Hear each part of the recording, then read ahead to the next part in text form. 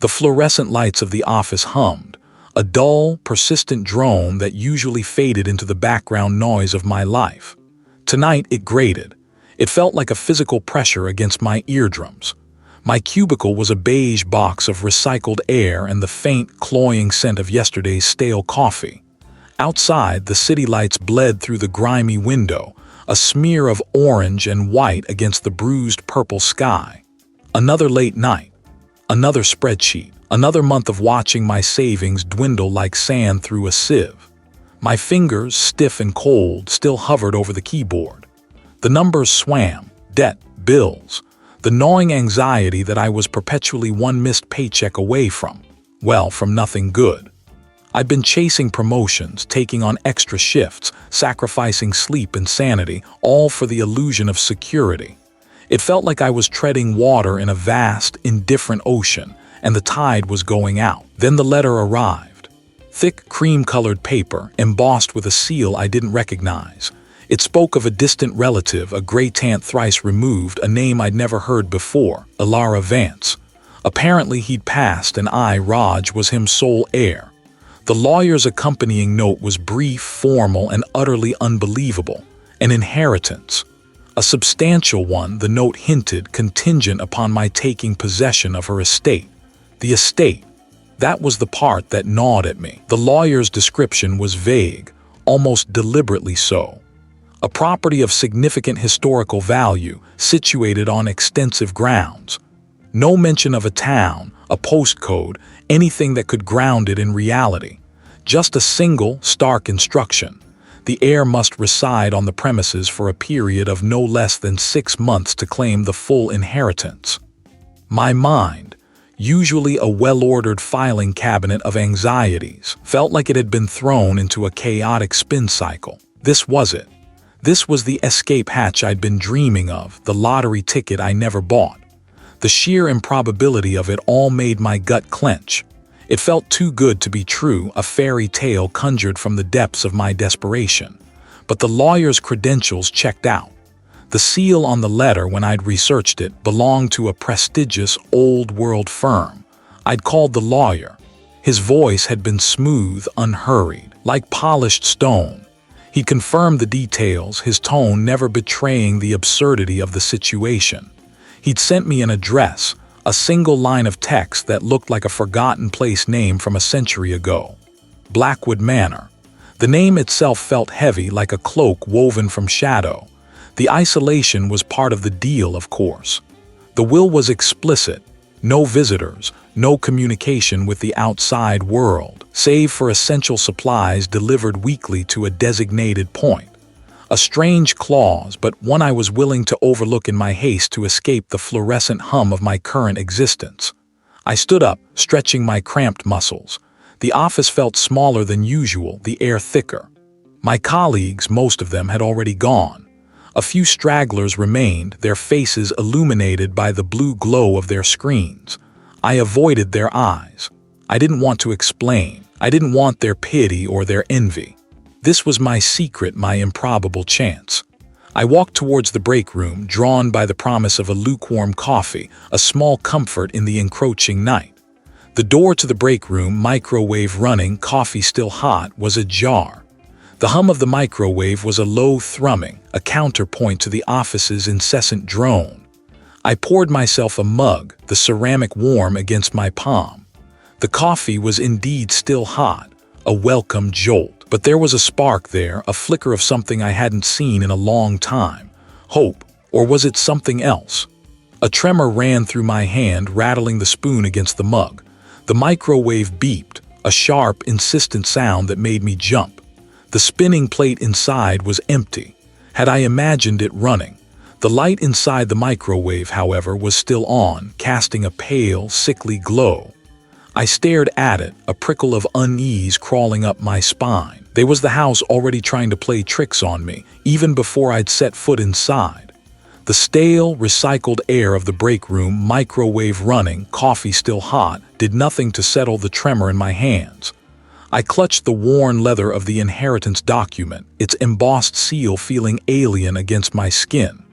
Raj, my name. It felt like a different man's name attached to this impossible inheritance. The wealth, the freedom.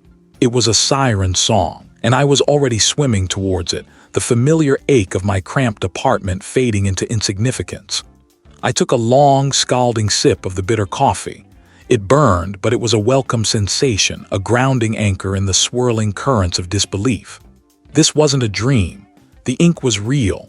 The lawyer's signature, dry and precise, was real. The address, a smudge of ink on a forgotten map, was real. The drive out was a blur of highway miles and increasingly sparse towns. The paved roads gave way to gravel, then to a rutted track that tested the suspension of my aging car. Trees, thick and ancient, pressed in on either side, their branches skeletal fingers reaching for the sky. The air grew cooler, heavier, carrying the scent of damp earth and decaying leaves. By the time the wrought iron gates, twisted like arthritic hands, loomed into view, the sun had begun its descent, painting the sky in bruised shades of purple and orange. The mansion itself was a silhouette against the dying light. It wasn't just old, it was derelict. Stone walls, slick with moss, sagged inwards. Windows, dark and vacant, stared out like empty eye sockets. A single imposing tower, capped by a crumbling turret, pierced the canopy of trees. It was magnificent in a terrifying, Gothic sort of way. A monument to a forgotten era, now surrendered to the slow, relentless decay of time. The key, heavy and ornate, grated in the lock of the massive oak door. It swung inward with a groan that seemed to echo from the very foundations of the house. Dust motes danced in the slivers of light that pierced the gloom, illuminating a cavernous foyer. A grand staircase, its banister carved with grotesque figures, spiraled upwards into shadow. The air inside was thick, stagnant, carrying a faint, cloying sweetness, like overripe fruit left to rot. I stepped inside, my footsteps unnervingly loud on the marble floor. I fumbled for the light switch, a brass fixture encrusted with grime. The first night was a symphony of creaks and groans. I told myself it was just the house. Old houses make noise. It was a logical explanation, a rationalization that my mind clung to like a drowning man to driftwood. I found a reasonably clean room on the second floor, the only one with a bed that didn't look like it would crumble at a touch. The sheets were musty, but I pulled them tight, trying to ignore the prickling sensation on my skin.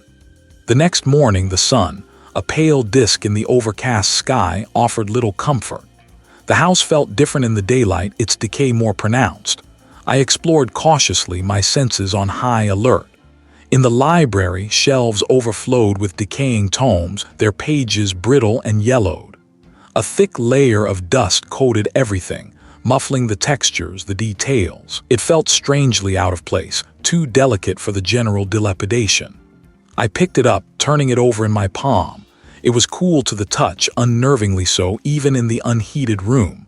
I set it back down, a shiver tracing its way down my spine. Later, in what must have been the dining room, a long, heavy table dominated the space. A single, tarnished silver candlestick sat on the table, its wick long gone. As I stood there, a faint scent wafted towards me, something metallic and sharp like old blood. I inhaled deeply, trying to pinpoint it, but it was elusive, gone as quickly as it appeared. My stomach churned. This was ridiculous. I was letting the atmosphere get to me. That evening, back in my room, I was trying to read, the faint glow of my phone my only companion. A sudden rapping sound made me jump. Rap, rap, rap. It came from the window. I froze, my breath catching in my throat. The window was 2 stories up. No one could be out there. I told myself it was a branch, a loose shutter, but the sound was too deliberate, too rhythmic. Rap. Louder this time. I crept towards the window, my heart racing. I peered out, my eyes straining, nothing, just the blackness of the night and the skeletal trees. Then I heard it. A soft, almost inaudible scratching sound coming from inside the wall behind my bed. It was faint, like tiny claws skittering across dry plaster. I held my breath, listening intently. It stopped. Then a soft thud, as if something small and heavy had dropped. I scrambled out of bed, my legs suddenly weak. There was something in the walls.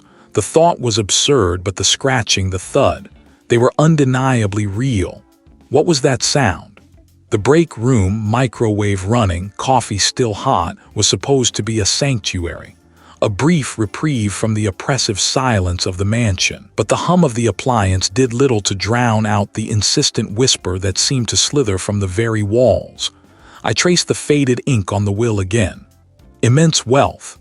The words mocked me. What good was wealth if it came with a price I was clearly starting to pay? The phone, a bulky beige relic from another decade, sat inert on the counter. I tried it again this morning. Static. A dead line. The landline, the only one in this god-forsaken place, was as useless as a screen door on a submarine, and my mobile. No signal, not a single bar. I felt it too, a creeping numbness in my fingertips, a dull ache behind my eyes.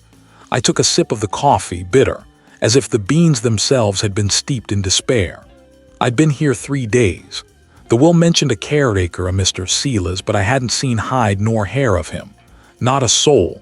Just me, the dust motes dancing in the shafts of weak sunlight, and the house. The microwave dinged, its shrill cry a jarring interruption. I pulled out the lukewarm prepackaged sandwich, the plastic wrap crinkling with a sound that seemed amplified in the stillness. My stomach churned. I hadn't eaten properly since arriving. The food tasted like ash, or perhaps it was just my own fear tainting it. I remembered my father's voice, gruff but loving, whenever I'd expressed doubt about my own abilities.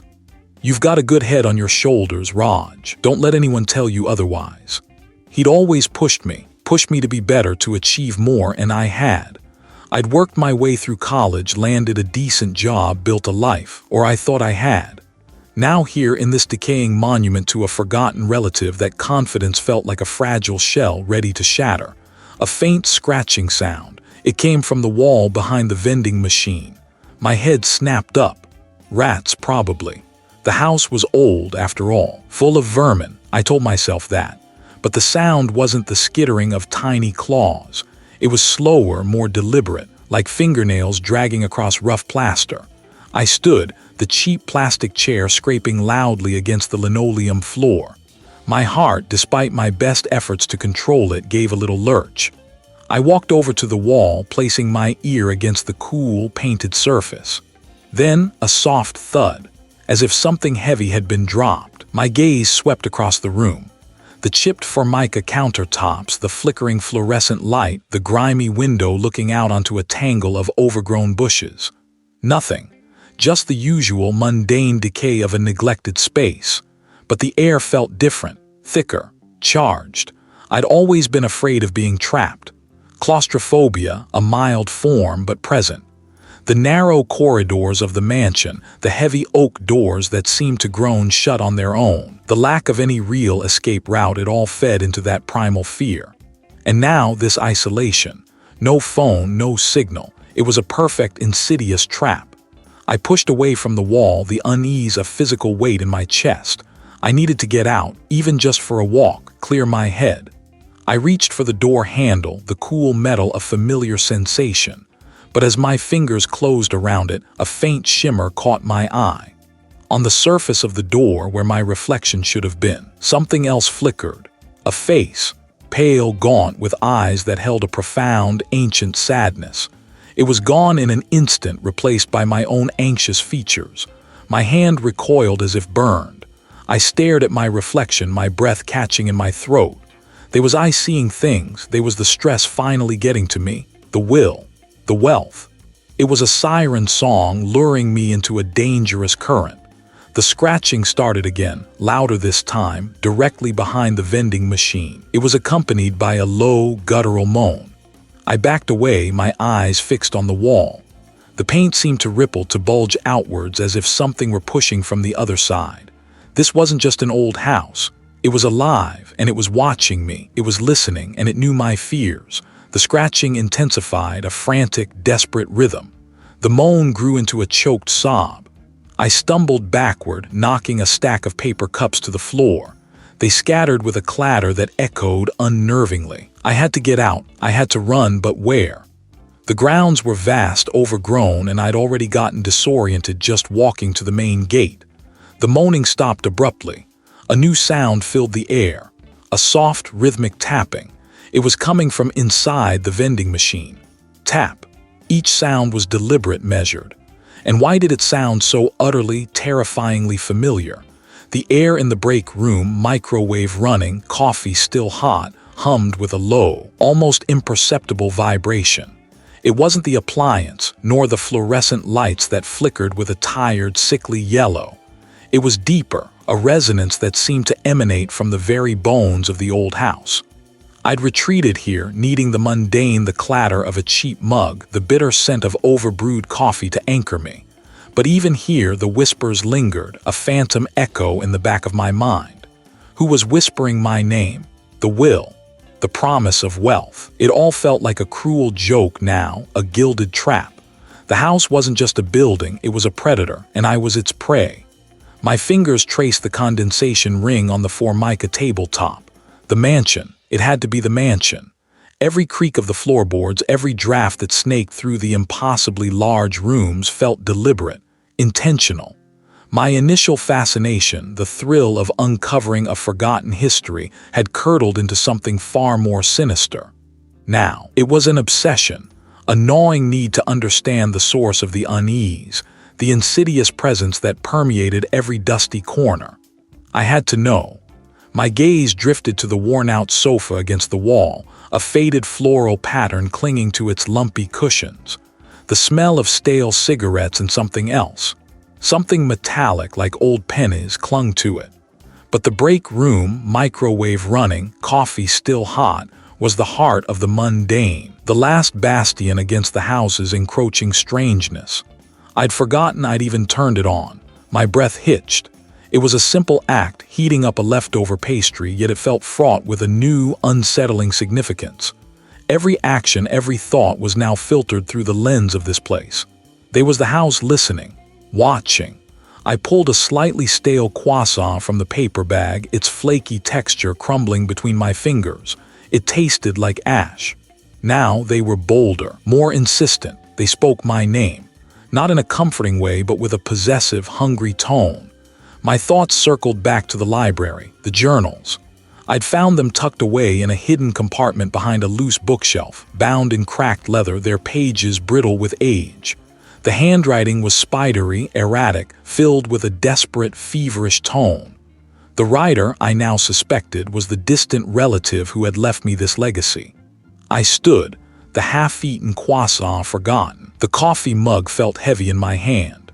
The break room, microwave running, coffee still hot, was no longer a sanctuary. It was just another room, another cage. My footsteps echoed on the linoleum as I left, the microwave's hum fading behind me. I needed to go back to the library. The writer had described a gradual descent, a blurring of reality and nightmare. There was that happening to me. The house seemed to exhale as I walked through its cavernous halls. The tapestries on the walls, depicting scenes of faded hunts and forgotten battles, seemed to writhe in my peripheral vision. The portraits of stern-faced ancestors, their eyes following me, felt like accusations. The faint scent of old paper and dust was a familiar perfume now, laced with an undercurrent of decay. I pushed it open, the hinges groaning in protest. My eyes were drawn to the desk, where the journals lay open. I sat, my chair scraping loudly against the polished floor, and picked up the topmost volume. The ink was faded, the paper yellowed, but the words still held their power. It watches, I read, my voice a rough whisper in the oppressive quiet. It waits. It feeds on the fear, on the doubt. Crave. The will had promised immense wealth. There was that my craving, or was it something deeper, something the house had unearthed from the buried corners of my psyche? I flipped through the pages, heart thudding a frantic rhythm against my ribs. The entries became more fragmented, the handwriting more frantic, and then I found it. An entry dated only a few months before the writer's death. It's here, it read. In the walls, in the air, it knows my name, it sounds like me but not me, something else, something ancient and hungry. It wants to trade, to become me, to be free. My breath caught in my throat, the familiar tone. It wasn't just a random voice. It was my voice, or a twisted echo of it. The house wasn't just trying to scare me, it was trying to replace me. A floorboard creaked behind me, a soft, deliberate sound. The portrait seemed to sneer. And was I truly alone in this room? The floorboard groaned again. I spun around, my palms slick with sweat. Nothing. Just the empty hallway stretching into shadow. The air, thick and cold, pressed against my skin. It smelled of dust and something else. Something metallic like old pennies. The echo of my own voice still hummed in the air, a phantom limb of sound. It wasn't just a trick of acoustics. It couldn't be. I backed away, my gaze darting to the portraits lining the hall. Their painted eyes seemed to follow me, their smiles fixed and unnerving. Every detail of this place felt like a trap sprung, a snare tightening around my sanity. The will, the promise of wealth, it all felt like bait, and I'd swallowed it whole. A low hum vibrated through the floor, a subterranean tremor that made my teeth ache.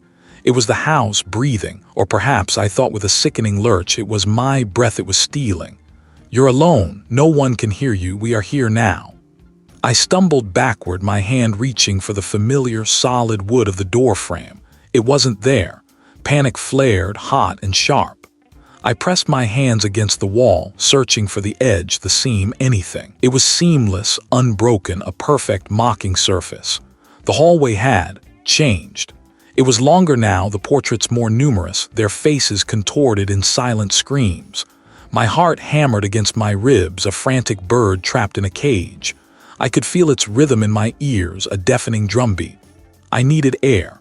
I needed the world outside these suffocating walls. I turned and ran, my footsteps echoing unnaturally loud on the polished floor. The portraits blurred into streaks of color, their painted eyes burning into my back. I burst into the kitchen, desperate for any sign of normalcy. The chipped formica countertop, the faded linoleum, these were anchors. But even here the air was heavy, carrying the faint, cloying scent of decay.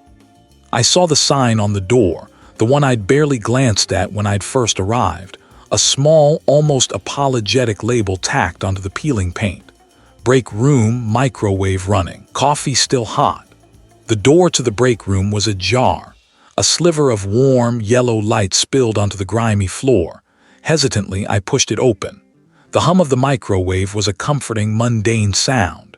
Inside, the small room was a stark contrast to the grandeur of the mansion. A chipped formica table, two mismatched chairs, and a grimy window looking out onto a perpetually gray sky. The microwave door was open, its interior glowing with an eerie orange light. A half-empty mug of coffee sat on the counter, steam curling lazily from its surface. It was still hot. I reached for the mug, my fingers trembling, but then I noticed it. The coffee wasn't just hot, it was boiling. Tiny bubbles churned on the surface, hissing softly, and the smell, it was no longer just coffee. It was acrid, metallic, the same scent that clung to the hallway. The microwave beeped, a sharp, jarring sound that made me jump. The light inside went out, plunging the room into a sudden dimness. The hum ceased. Silence descended, thick and suffocating, broken only by my ragged breathing. I looked at the mug, then at the microwave. It was as if time had frozen, then lurched forward, leaving this single, unsettling anomaly. A low scratching sound emanated from behind the microwave. Not a rodent. This was slower, more deliberate, like fingernails dragging across metal. I held my breath, straining to hear. The scratching grew louder, closer. It was coming from inside the appliance. My eyes widened. The sheer impossibility of it, the sheer wrongness. I wanted to recoil, to flee, but my feet were rooted to the spot. It wasn't coffee. It was thick, viscous, and it smelled faintly of ozone. It pooled on the counter, spreading slowly, deliberately. They weren't coming from the walls anymore. They were coming from inside my head, and they were accompanied by a distinct, wet-clicking sound. The sound the broken lock of the microwave door made as it tried to seal itself. This wasn't just a haunting. This was an intrusion. The house wasn't just a place. It was a predator, and it had found a new way to feed. How could a building breathe? How could it change its own architecture? And what was happening inside that humming, self-contained box?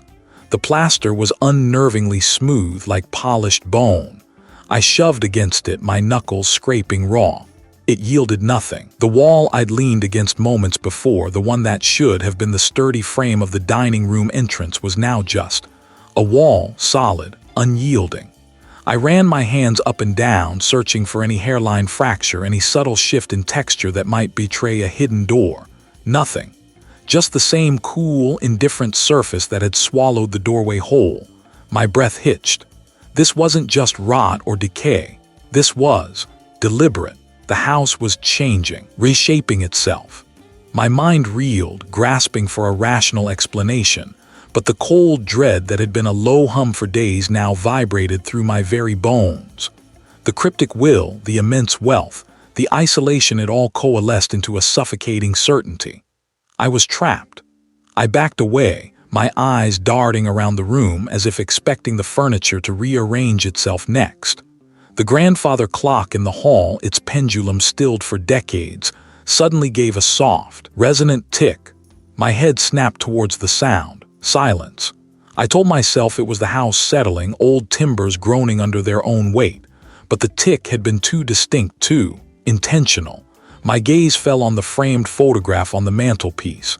It was the one I'd found yesterday of the previous owner, a stern-faced man with eyes that seemed to follow me. I distinctly remembered placing it face down after its unsettling gaze had become too much.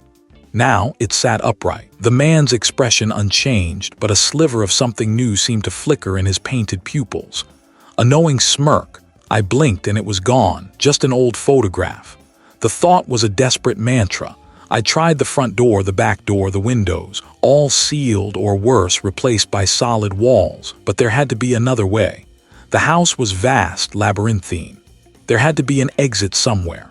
My feet carried me, not with intent but with a nervous urgency, towards the servants' stairs, the ones I'd avoided until now, their narrow confines and perpetual gloom feeling like a maw ready to swallow me whole. The upper floors were a maze of disused rooms, each coated in a thick layer of dust that swirled with every hesitant step. Cobwebs, thick as cotton candy, brushed against my face, and I flinched away, a primal revulsion rising in my throat. I paused in what looked like an old sewing room, a rusted sewing machine sitting like a skeletal spider on a workbench. A single, faded scrap of lace lay beside it, embroidered with a pattern I recognized. The same pattern that adorned the wallpaper in my bedroom. I forced myself to move on. The will had mentioned a hidden vault, a contingency for the truly dedicated heir.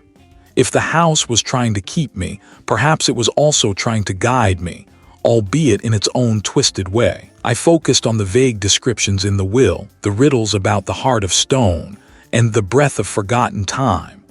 Stone, time, the clock. My steps led me back downstairs, not to the main hall, but to a smaller, less grand staircase I'd overlooked, metallic like old blood. It was the smell that had haunted my dreams.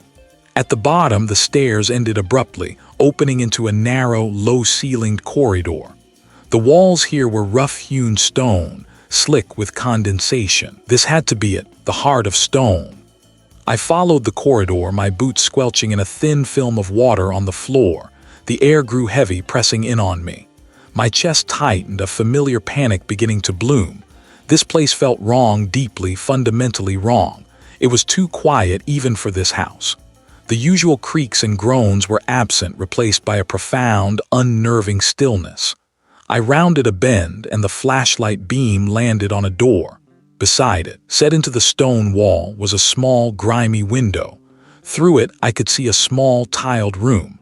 Inside, a microwave sat on a counter, its door slightly ajar. The faint, rhythmic hum of its internal mechanism was audible even through the thick glass. A half-empty mug of coffee, still steaming, sat next to it. The break room microwave running, coffee still hot. My breath caught. Why now? And why was the door to this room, this seemingly ordinary break room, sealed from the outside? Was this a trap or a clue? The metallic tang in the air intensified, and I felt a prickle of sweat on my brow. The bolt on the metal door looked ancient, impossibly heavy. Could I even budge it? And what lay beyond if this was indeed the path the house intended for me? The water on the floor wasn't just water. It was thick, almost oily, clinging to my soles with a disturbing suction as I moved. The corridor ahead seemed to stretch, a black moss swallowing the weak beam of my flashlight. Each step was a deliberate act of will.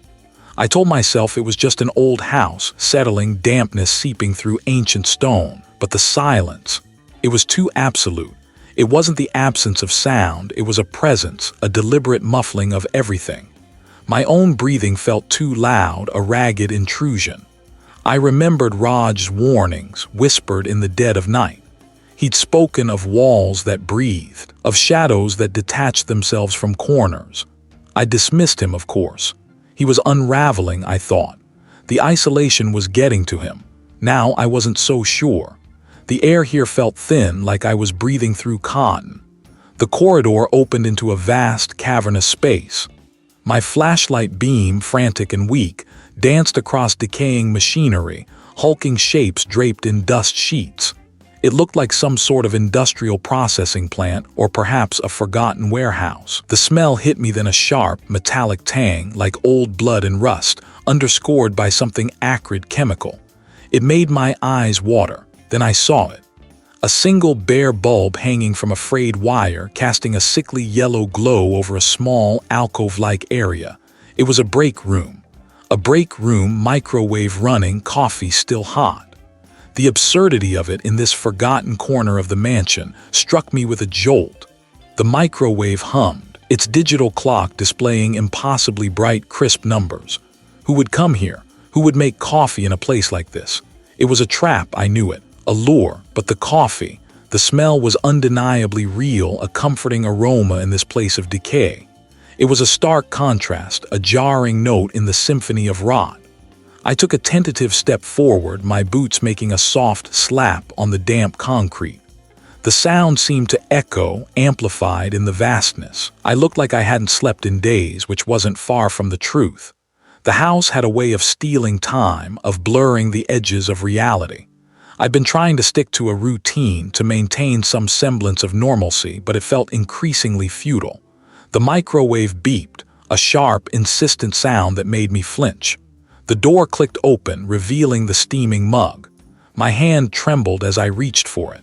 The plastic felt warm, almost too warm, under my fingertips. But as I brought it closer, a faint, almost imperceptible shimmer danced on the surface. It wasn't steam. It was something else, something that made the hair on my arm stand on end. A memory, sharp and unwelcome, flashed through my mind, the taste of bitter metallic liquid, the burning sensation in my throat.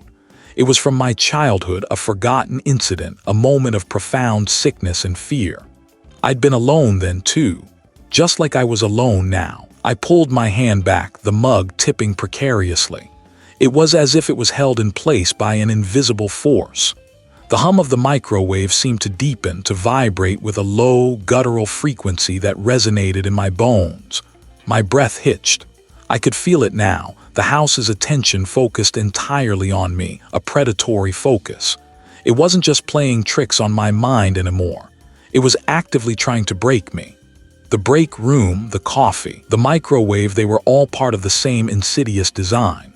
It was too soft to make out words, but the intent was clear. It was a promise, or perhaps a threat. I spun around, my flashlight beam cutting through the gloom, but there was nothing there. Only the vast, empty space, the decaying machinery, and the sickly yellow light of the single bulb. And the coffee, still steaming, still inviting, sat on the counter. Was it merely a phantom sensation, or was the coffee itself tainted? The air in the corridor grew heavy, a damp, cloying weight that pressed against my lungs. The slick, dark liquid on the floor wasn't just water. The passage ahead seemed to stretch, a black moss swallowing the weak beam of my flashlight. I told myself it was just an old house, settling, the plumbing failing, the dampness seeping in. But the smell, it was wrong. A metallic tang like old pennies mixed with something vaguely floral, sickly sweet. My stomach churned. My flashlight beam skittered across peeling wallpaper, revealing faded patterns of roses that seemed to writhe in the periphery of my vision. I'd seen them before in my dreams, the ones that haunted my sleep in this accursed place. They were always there, the roses, their petals bruised and black, whispering things I couldn't quite decipher. Now, they felt closer, their silent murmurs a tangible presence in the suffocating air. A faint scratching sound, like fingernails on dry plaster, echoed from somewhere deep within the house. It was a sound I'd grown accustomed to, a constant companion since I'd first stepped foot on Blackwood Manor's grounds. It usually came from the walls, a restless, unseen inhabitant pacing its prison. Tonight it felt different, closer, more insistent. I stopped, straining my ears. The scratching ceased. Silence descended, thick and absolute, broken only by the frantic thumping of my own heart against my ribs. It felt like the house was holding its breath, waiting. I forced myself to move forward, the oil-slicked floor making each step a precarious gamble. The corridor opened into a wider space, a cavernous hall that the flashlight struggled to illuminate. Dust motes danced in the weak light like tiny mocking spirits. My breath hitched. A low hum began to emanate from the walls, a deep, resonant thrum that vibrated through the floorboards and into my teeth.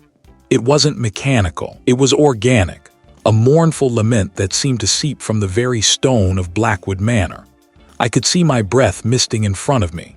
The temperature drop was unnatural, sudden, like stepping into a freezer. They seemed to pulse, to swell as if with a life of their own.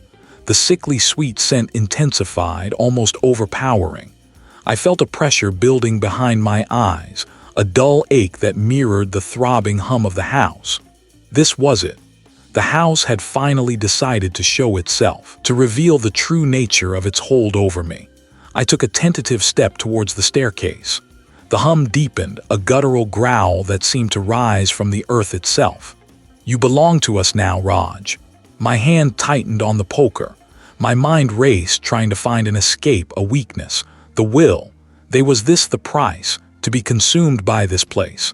I turned away from the staircase, a new resolve hardening within me. I wouldn't be led like a lamb to the slaughter. I would face whatever was in that room. I moved with a newfound urgency, my boots splashing softly in the viscous liquid. The scratching started again, louder now, more frantic, as if whatever was inside the walls knew I was leaving the path it had laid out for me. The air grew thick with the scent of decay, a foul miasma that made me gag. I fought the urge to cover my eyes, to flee. I had to see. I had to know. I reached the door to the west wing. It was heavy oak, scarred and ancient. The scratching was coming from behind it, a desperate scrabbling that sent shivers down my spine. The hum of the house reached a crescendo, a deafening roar that seemed to shake the very foundations of Blackwood Manor. I hesitated for a fraction of a second. What awaited me on the other side? Was it a creature, a manifestation of my own fears, or something far older, far more terrible? The scratching stopped. The door creaked open, as if beckoning me in. What was waiting for me in that room? The hum of the microwave was a low thrum against the silence, a stark contrast to the roaring chaos that had consumed Blackwood Manor. I sat on the chipped linoleum of the break room, the air thick with the stale scent of microwaved meals and something else. Something metallic and sharp that I couldn't quite place. Coffee, still hot, sat untouched on the counter, a forgotten ritual. My fingers, stiff and clumsy, traced the condensation ring on the formica table. It had been so long, or had it? Time had become a slippery thing in that house. The poker lay beside me, cool now, its weight a familiar anchor. I'd brought it with me, a habit, I supposed, a ridiculous, desperate habit. I looked at my hands. They were steady mostly. The tremors had subsided days ago, or perhaps weeks. The frantic scrabbling at the walls, the whispered pleas to a silence that answered only with its own suffocating presence, those were fading memories like a fever dream. But the scars, they remained. Not just the ones on my skin, though those were a testament to my desperate struggle. The deeper ones etched into my very being were the real consequence.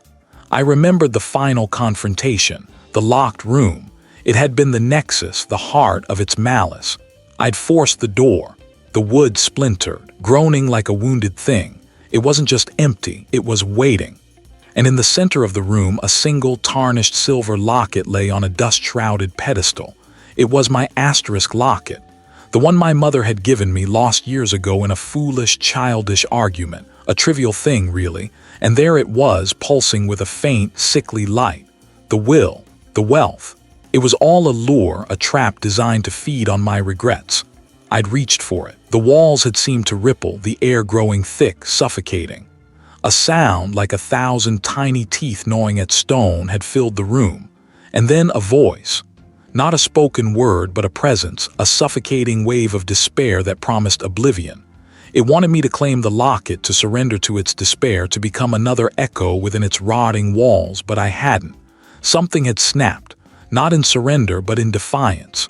The poker had been in my hand, a crude, blunt instrument against an ancient, insidious evil. I'd swung, not at the locket, but at the pedestal. The wood had cracked, then shattered. The locket had fallen, hitting the floor with a dull clink. The light had winked out, and the house had screamed. It wasn't a human sound. It was the shriek of 1,000 dying things, a tearing, ripping agony that vibrated through my very marrow. The floor bucked beneath me. I'd felt it, the house, its lifeblood draining away, its ancient, Dreamcore collapsing. I'd run, not with grace or speed, but with the desperate primal urge of a cornered animal. Now in the sterile normalcy of the break room, the memory felt distant, almost unreal. The caretaker had found me, a shivering, mud-caked wreck on the edge of the estate hours later. He'd driven me to the nearest town, his face a mask of grim understanding. He'd known. He must have known. He'd simply nodded when I'd asked about the house. "It's quiet now," he'd said, his voice raspy. "It's finally quiet." The will, it was all dust. The house had been a prison, a predator. I had survived, but at what cost? The town was a blur of unfamiliar faces, of cautious glances. They knew I was the one from Blackwood Manor. The stories, I suspected, would linger long after the house itself crumbled. I stood, the poker still in my hand. The break room was just a room.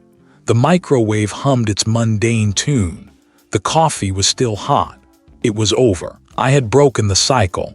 I had refused to be consumed. Was it truly over?